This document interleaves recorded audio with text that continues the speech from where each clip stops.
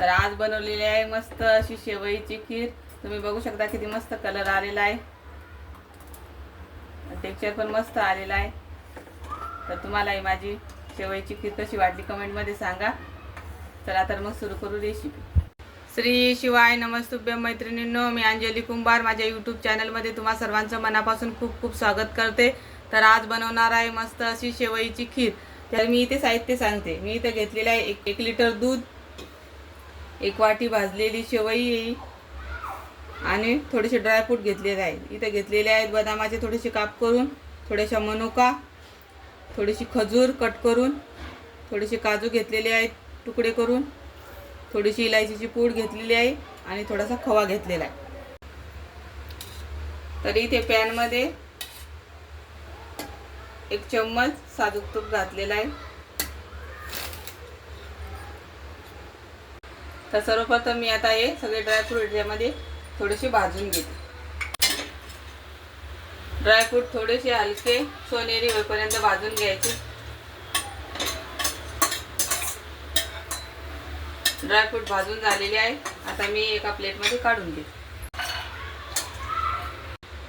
तर इथे मी ड्रायफ्रूट काढून घेतलेले आहेत। तुम्ही जर कच्ची शेवई वापरत असाल तर तुम्ही ड्रायफ्रूट झाल्याच्या नंतर ही शेवई थोडीशी तुपामध्ये भाजून घ्या।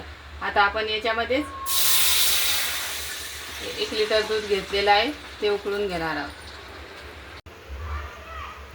तर इथे दुधाला उकळी आलेली आहे। आता आपण याच्यामध्ये 1 वाटी साखर घालणार आहोत। साखर तुम्ही तुमच्या आवडीनुसार कमी जास्त करू शकता। साखर पूर्णपणे विरघळलेली आहे। आता याच्यामध्ये ते रोस्ट केलेले ड्रायफ्रूट घालून घेऊ।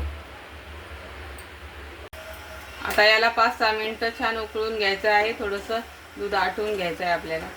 6-7 मिनिटं झालेले आहेत आणि दूध मस्त उकळलेलं आहे। आता याच्यामध्ये भाजलेली शेवई घालून घ्यायची, व्यवस्थित मिक्स करून घ्यायचं।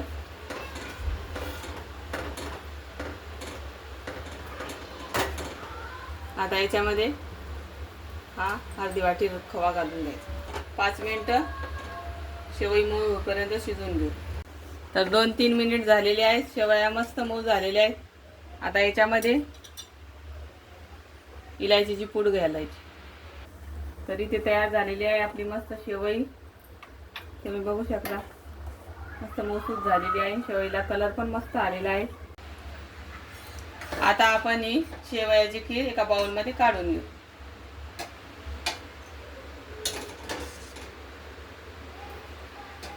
तरी ते तयार झालेली आहे मस्त अशी शेवयाची खीर। तर बघू शकता किती मस्त टेक्स्चर आलेलं आहे। तर तुम्हाला ही माझी रेसिपी कशी वाटली नक्की कमेंट मध्ये सांगा आणि आवडली असल्यास लाईक शेअर सबस्क्राईब करा। धन्यवाद।